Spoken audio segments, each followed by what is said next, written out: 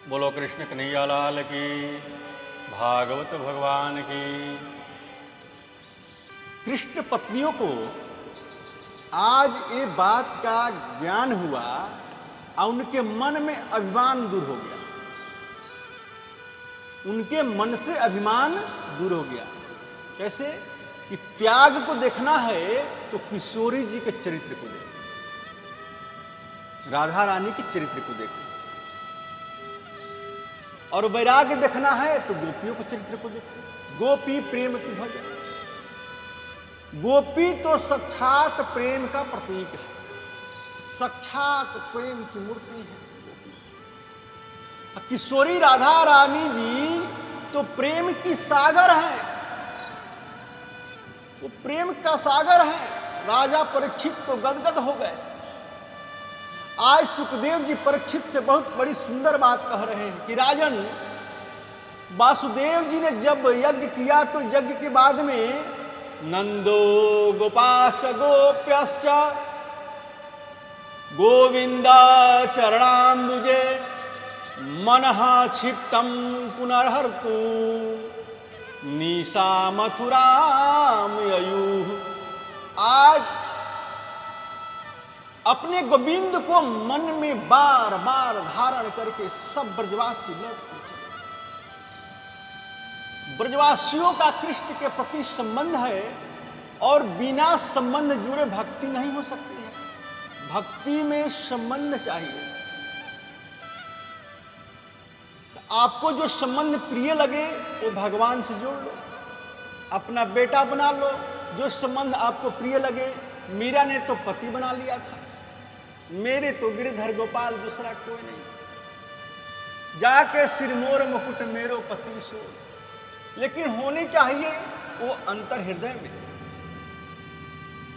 आचार्य सुखदेव जी कहते हैं कि परीक्षित, तुम कितने बड़े भाग्यशाली हो, कितने बड़े पुण्यात्मा हो कि श्री कृष्ण के साथ में तुम्हारे तीन संबंध हैं। राजा बोले, 3 संबंध कौन कौन से हैं गुरुवर? तो पहला संबंध तो यह है, ईश्वर अंश जीवय विनाशी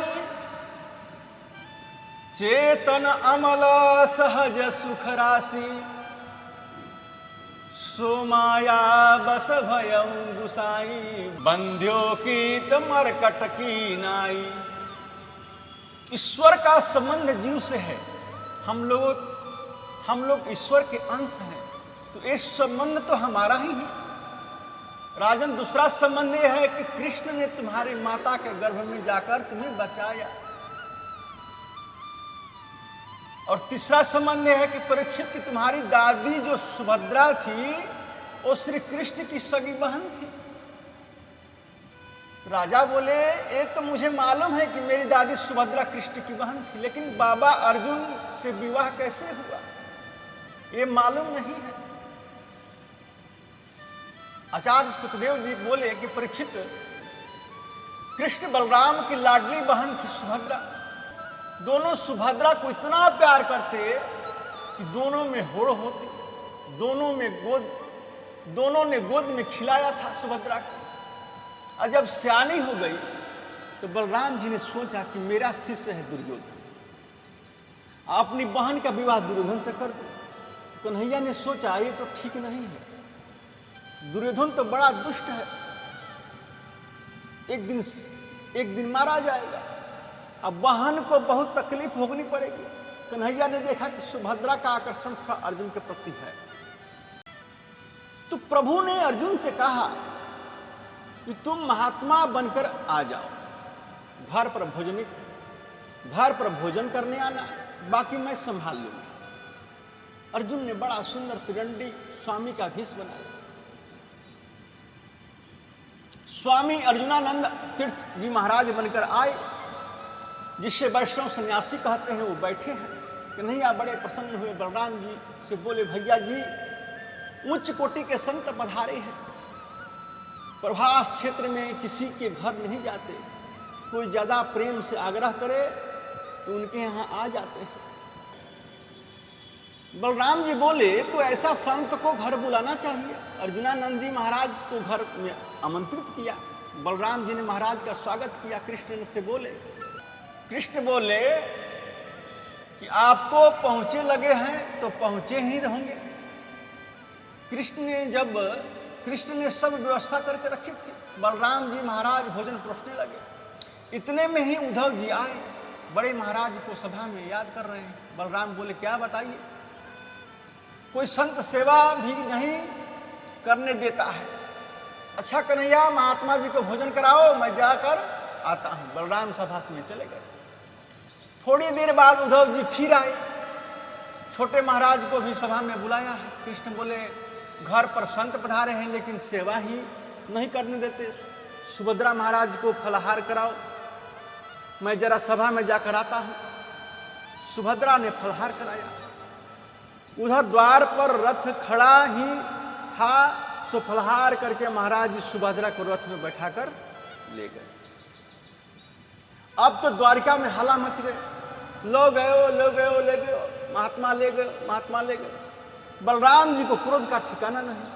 हाथ में हल मुसल ले लिया और महात्मा जी को टुकड़े टुकड़े कर दूंगा ऐसा करके वो चल पड़े। यादव की सेना को तैयार होने का इशारा कर दिया, लेकिन सेना भी ढीली हो गई थी। जानबूझकर देरी कर रही है। बलराम जी थोड़ा